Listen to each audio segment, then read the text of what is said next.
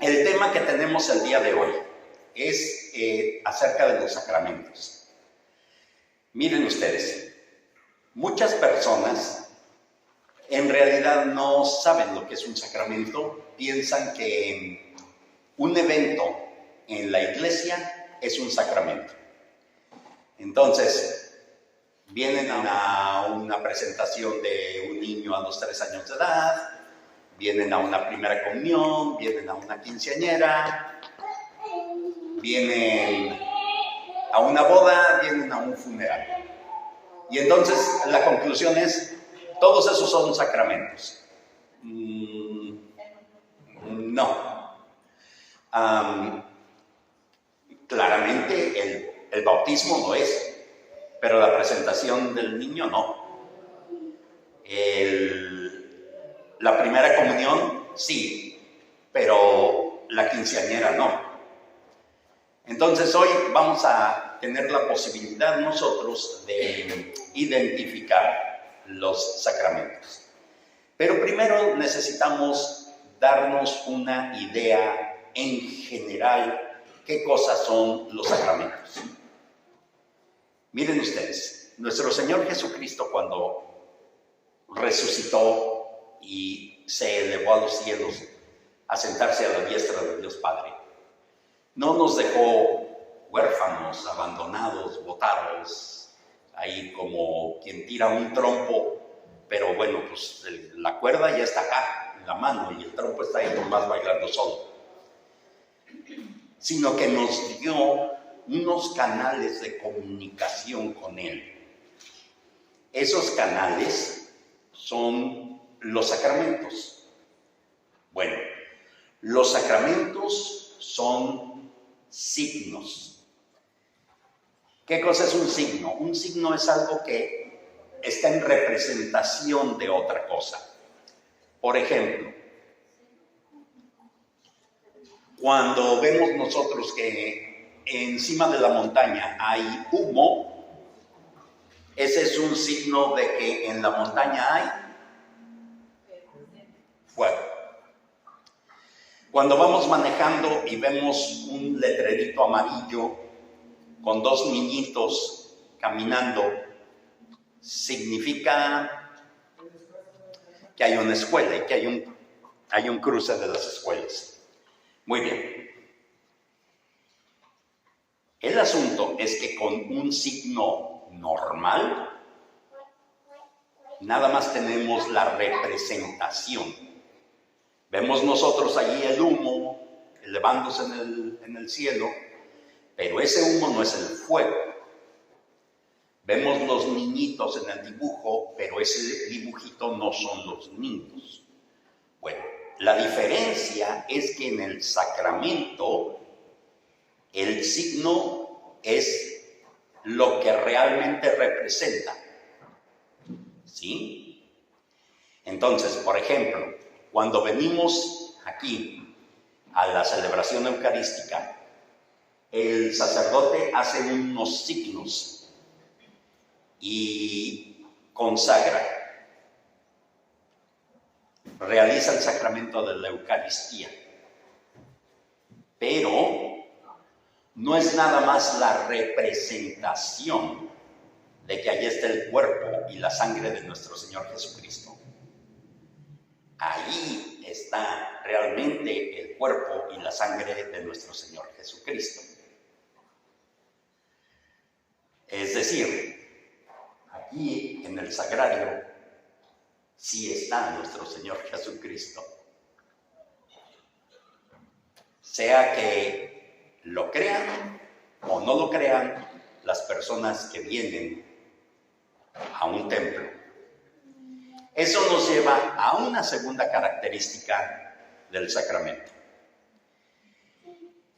Hay unos términos en latín medios complicados, pero no los voy a revolver con eso, para explicar que el sacramento funciona independientemente de la calidad moral, cultural, intelectual del que provee el sacramento. y que tiene validez y que es lo que es, independientemente de la disposición de la persona que recibe el sacramento. ¿Sí? Entonces, esas expresiones que a veces escuchamos de personas que dicen, uy, yo me confesaba con el padre Fulanes. Imagínense, el padre Fulanes se salió y se casó. Y entonces todas esas comuniones, todas esas confesiones, ¿qué tiene que ver que el padre Fulanes se haya salido y se haya casado? ¿Sí? No tiene nada que ver. El que dio la absolución no fue el padre Fulanes, fue Jesucristo actuando a través del Padre. ¿Sí? Esas cosas que vemos en la misa, está el Padre de este lado dando la comunión y está la señorita María dando la comunión en el otro lado. Y hay una filota aquí para recibir la comunión del Padre y nadie se pasa para el otro lado. Ay, no. ¿Yo cómo voy a recibir la comunión de esa señora? ¿Y qué tiene que ver el ministro que te está dando la comunión? Es Cristo el que está en las formas consagradas. ¿Sí? Entonces, nos falla la comprensión de que el sacramento vale independientemente de quién es el sacerdote o el diácono, si es un diácono el que está celebrando el bautismo, o el obispo, si es un obispo celebrando una consagración de una ordenación de sacerdotes o una confirmación, lo que sea. No tiene nada que ver. El sacramento es real.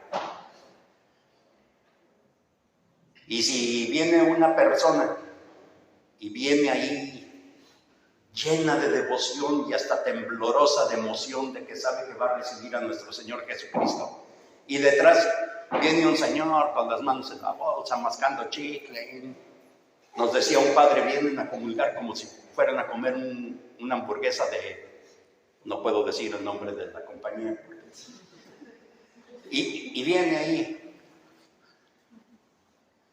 Pues independientemente de tu mala actitud, es Cristo el que está en la forma consagrada.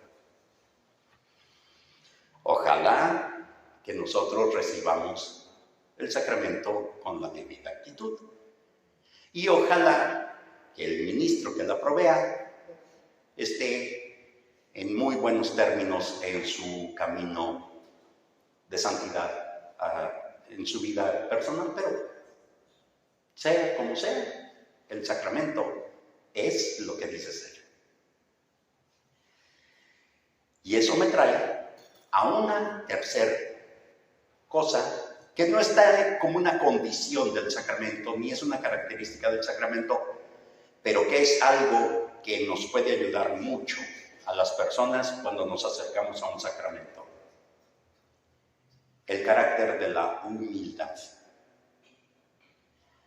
Cuando venimos a recibir un sacramento y venimos humildes, ¿quién creen ustedes que va a ser una mejor reconciliación con Dios?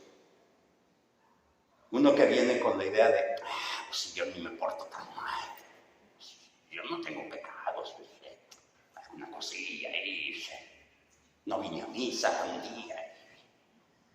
O uno que viene como el publicano, perdóname Señor porque soy un cabezón. ¿Quién creen ustedes que va a ser mejor reconciliación? Y lo mismo pasa en cualquier otro sacramento, ¿sí? Entonces dijimos, los sacramentos tienen dos características, representan lo que el signo implica, pero además están efectivamente realizando lo que el signo dice que realiza.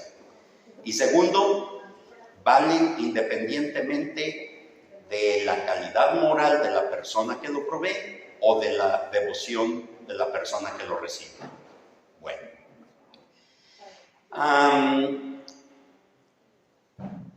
¿Cuántos son los sacramentos que tenemos? Perfecto. Y comenzamos con él. Y luego seguimos con la. Y luego tenemos.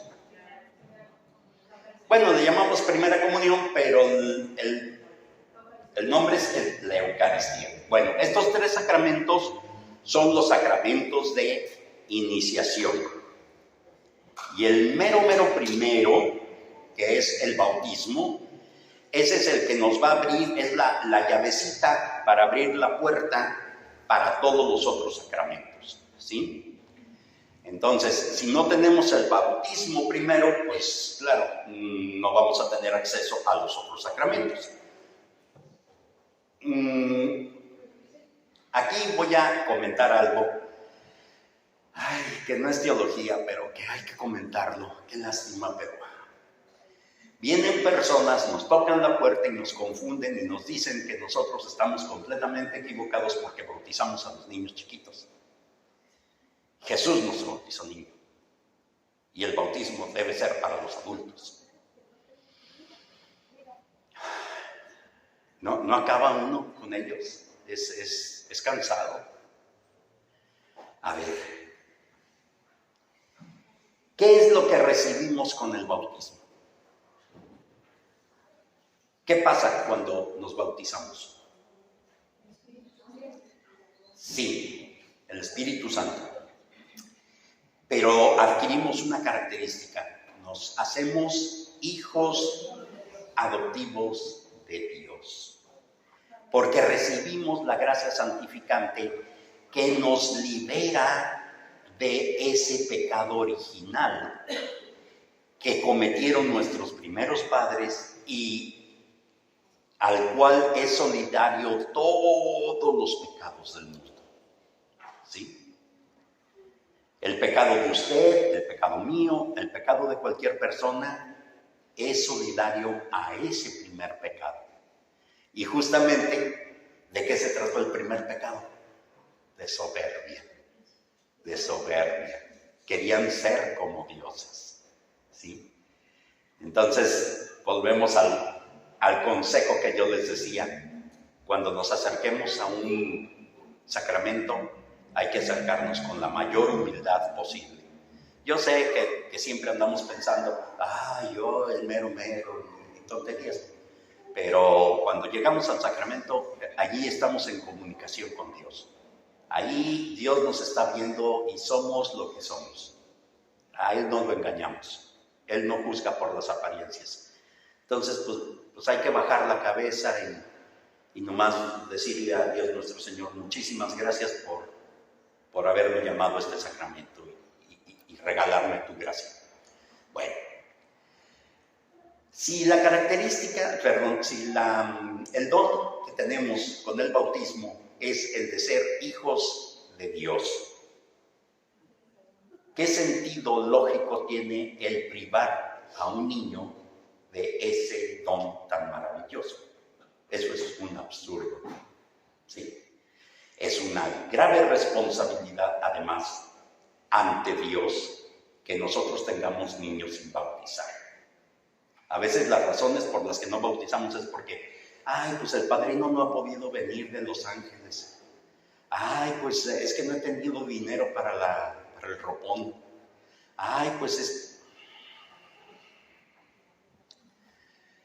Es una grave responsabilidad ante nuestra conciencia y ante Dios no proveer ese sacramento. Una situación similar vamos a encontrar con otros sacramentos, ¿sí? Se me ocurre en este momento pensar en la unción de los enfermos. Muchas veces no proveemos la unción de los enfermos porque estamos pensando, no, si a mi mamá le traigo el padre, no, pues ahora sí que se muere. No, pues no traigas al padre porque es como que estás llamando a la muerte. Es una grave responsabilidad. Usted y yo y esa madre que está enferma se va a morir, nos vamos a morir. Todos. Pero qué mejor que vamos a morir con el consuelo, con la curación que hay en el sacramento. Negárselo a alguien por ideas, por prejuicios, por supersticiones, es una grave responsabilidad que no se debe hacer. Muy bien, históricamente, ay Dios mío, tiene uno que perder el tiempo de cosas importantes por prevenir a esos señores que nos confunden. A ver, cuando se bautizaban los primeros cristianos, se bautizaban los primeros hombres cristianos, hombres, y digo hombres, no mujeres, se bautizaban esos hombres, se bautizaban adultos por una sencilla razón: los niños no podían decidir seguir a Cristo. Después se fueron bautizando hombres y mujeres, y después se fueron encontrando hombres bautizados con mujeres bautizadas, se casaban, y una vez que tenían a los niños, pues empezó a ser muy común el bautizar a los niños. No existe absolutamente nada teológico en contra de bautizar a los niños. Y como lo acabo de explicar, sí existen graves cargos de conciencia en no proveer un sacramento para alguien. Desde el año 100 no sé qué, ya la iglesia ya hablaba de esto. Hay que bautizar a los niños tan pronto como sea posible. Así es de que esa discusión es que porque Cristo se bautizó, ¿de veras en serio? ¿Porque Cristo se bautizó adulto? Sí, porque ustedes echan agüita, no se meten, no se sumergen. Nosotros sí estamos bien bautizados, nosotros sí estamos bautizados, ustedes no. ¿De veras en serio tú fuiste a los 30 años de edad al río Jordán, te quitaste toda la ropa, te metiste al agua y ya cuando saliste sin ropa, claro, porque te metiste sin ropa, y ya cuando saliste sin ropa te vistieron con ropa blanca? ¿En serio tú hiciste eso? Oh, no, yo lo hice aquí en mi iglesia. O sea, tú no te bautizaste como Cristo tampoco. Pero son personas que nos desorientan, que nos inquietan. Por eso es muy bueno que ustedes asistan a este tipo de presentaciones, porque ustedes se educan y crecen en su fe. Y cuando vienen y les tocan la puerta, ustedes no escuchan, no hacen caso de esas tonterías. Muy bien. Nosotros, además, al hacernos hijos de Dios, hijos adoptivos de Dios, entonces pasamos a formar parte del cuerpo de Cristo. Esto trae consigo lo siguiente: la señora María, en realidad, sí es mi hermana. Yo ni la conocía, pero sí somos hermanos. Lo que representa el sacramento sí es real. Somos hermanos y eso es una realidad, y es tan real como cuando decimos que el agua del bautismo es vivificante. Pues el agua del bautismo sí da vida, nos da la vida espiritual. Sí es real. Y a veces no pensamos en esas cosas. Muy bien. Formamos entonces parte del cuerpo de Cristo y estamos llamados, tenemos la vocación a seguir a Cristo. Entonces, ¿para qué queremos el sacramento de la confirmación? Bueno, los apóstoles mismos no recibieron el sacramento del bautismo y el sacramento de la confirmación al mismo tiempo.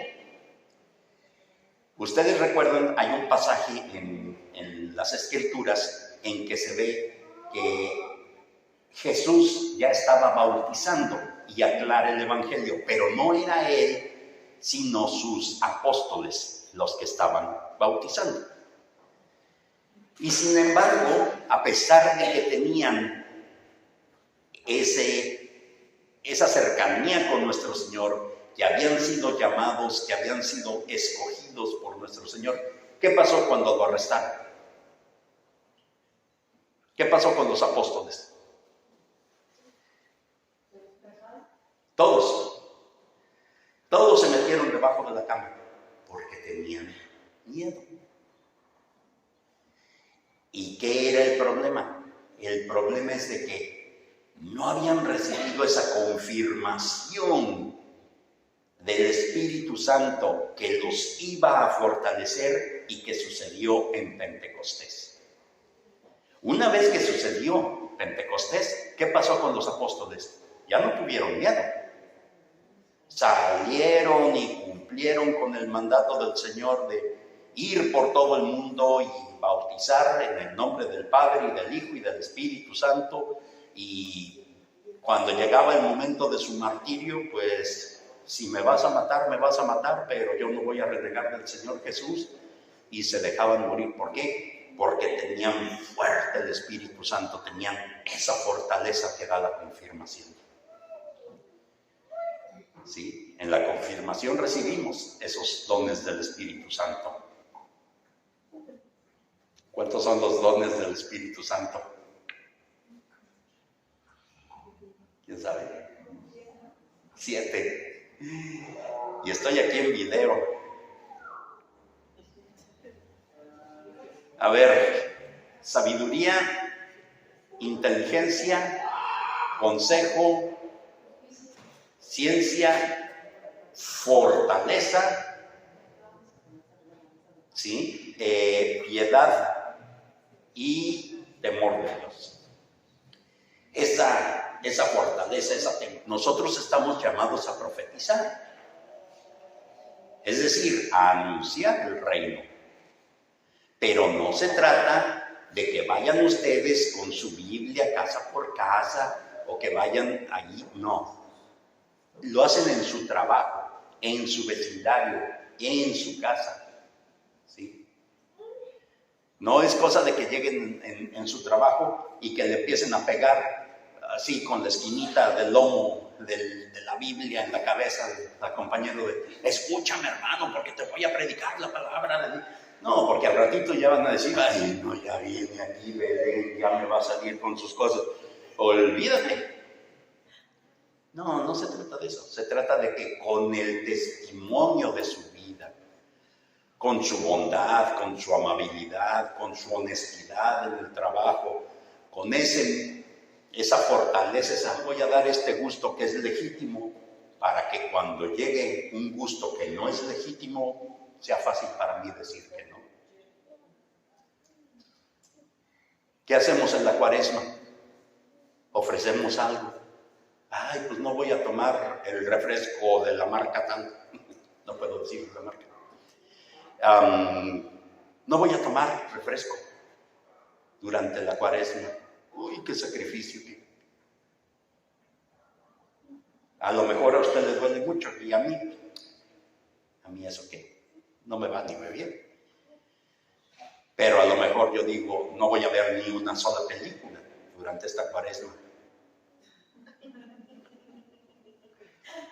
Ofrecemos algo, ¿sí?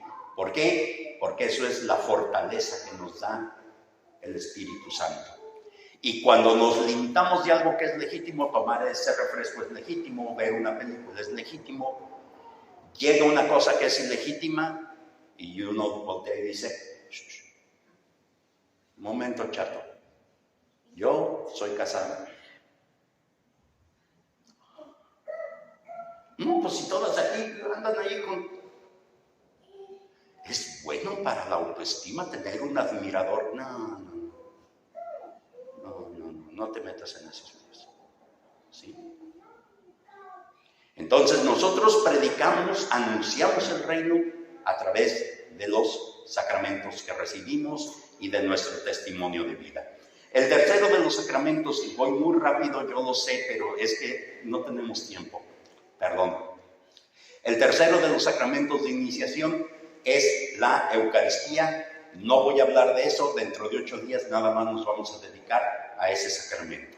¿Ok? Bueno, Aparte de estos 3 sacramentos de iniciación, tenemos 2 sacramentos de sanación, de curación. ¿Cuáles son? La reconciliación. ¿Y cuál es el otro sacramento de curación, de sanación? La unción de los enfermos. Miren ustedes, esto es cierto, no es una charlatanería. Esos 2 sacramentos obviamente curan el espíritu. Eso pues, no nos cuesta nada de trabajo comprenderlo. Venimos con el morralito bien gordito y le echamos ahí encima al Padre. El Padre nos da la absolución en nombre de nuestro Señor Jesucristo y salimos que qué descanso, ¿verdad? La parte de la curación espiritual no tiene chiste. Pero es en serio, lo repito.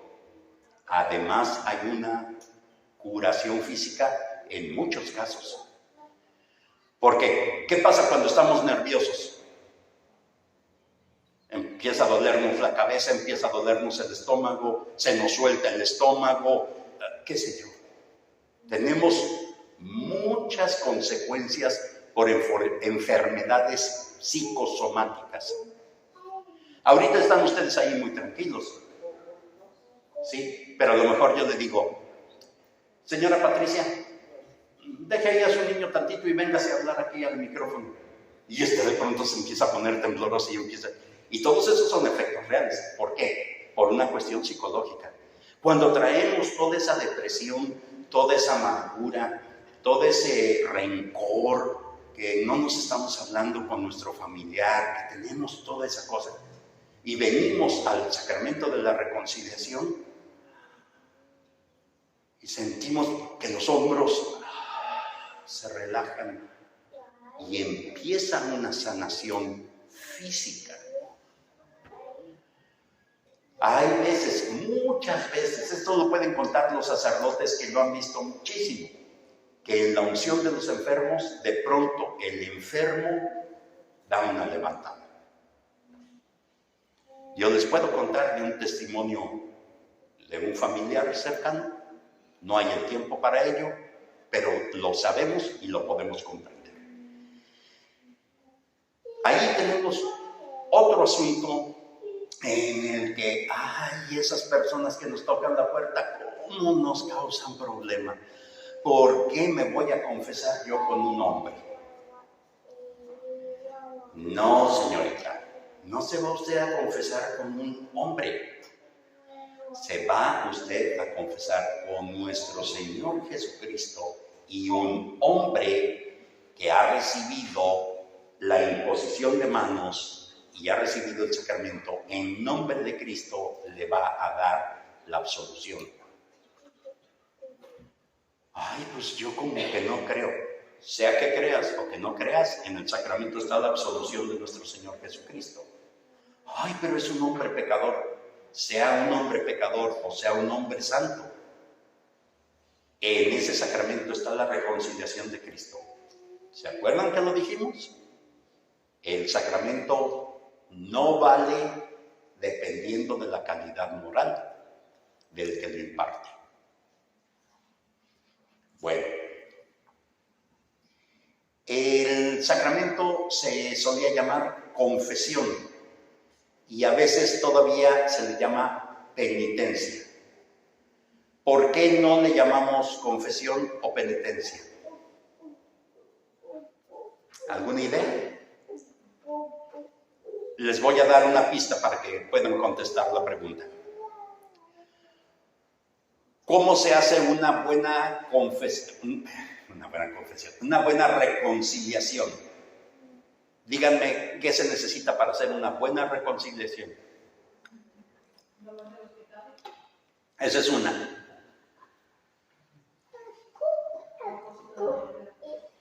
Propósito.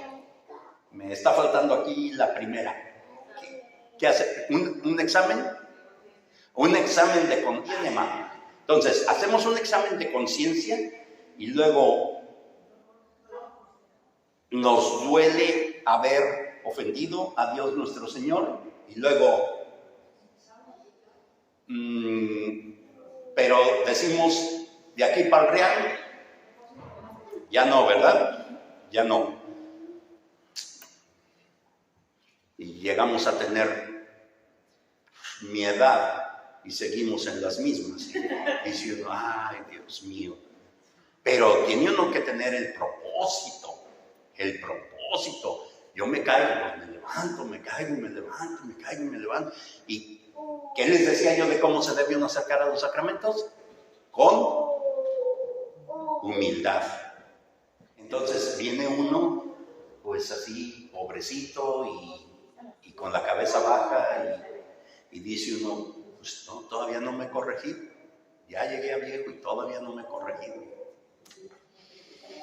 Y como dice el Papa Francisco, Dios no se cansa de perdonar. ¿Sí?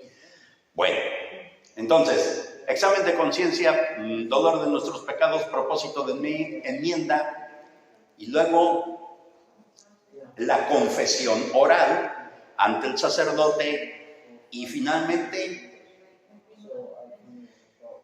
la penitencia. Entonces, no le podemos llamar penitencia porque esa es nada más una de las 5 etapas. No le podemos llamar confesión porque esa nada más es una de las 5 etapas. Muy bien, perfecto. Hay otros 2 sacramentos que les llaman sacramentos del servicio o de la vocación, de la misión. Muy bien. Esos 2 sacramentos son el matrimonio y el orden sacerdotal. Yo quisiera tener tiempo para tocarlos, lamentablemente no es así. Nada más hay que decir lo siguiente: ambos son un llamado de Dios nuestro Señor. Entonces, tiene que actuar uno con respecto a su vocación, a su llamado, ¿sí? En ambos sacramentos, el que actúa es nuestro Señor Jesucristo. No es nada más que aquí yo te pongo las manos y ahora sí ya dices que tú eres padrecito y ya llegas y consagras y celebras misa. No. ¿Se acuerdan lo que dijimos? El sacramento no nada más se representa, porque no nada más es un signo, como una cruz, es un signo, pero pues ahí no está la cruz de Cristo, ahí tenemos un Cristo crucificado, hermosísimo y lo que sea, pero no está Cristo ahí, ¿sí? En el sacramento es un signo F, claro. El orden del sacerdocio es: primer orden, el obispo; segundo orden, el presbítero, al que le llamamos padrecito; y el tercer orden, el diácono. Pero no son iguales a nosotros. Con esto voy a tener que terminar porque se nos acabó el tiempo. No son iguales a nosotros. Nosotros tenemos un sacerdocio que es el sacerdocio bautismal. Está muy bien. Pero nuestra iglesia es jerárquica. Sobre nosotros está el diácono, el padrecito. ¿Sí? Hay personas que a veces dicen: ay, no, pues es que el padrecito no sabe. No, señor, el que no sabe es usted. El padrecito sabe. ¿Sí? Hay personas que, ay, no, pues es que el obispo lo quiere hacer así, pero nosotros lo vamos a hacer así. No. El obispo es el pastor. Y peor, y esto sí que salga ahí en el video, porque hay unos que salen ahí: uy, el Papa está equivocado, el Papa, este ni es el Papa de veras, El Papa es el vicario de Cristo, ese es el pastor de la Iglesia Universal, ¿sí? No nada más porque se nos ocurrió, sino porque tiene un sacramento y ese sacramento es real. No es nada más un símbolo. La Eucaristía no es nada más un símbolo. El perdón de los pecados no es nada más un símbolo. Es real. Perdón, pero pues, se acabó el tiempo. Entonces, por favor, nos ponemos de pie.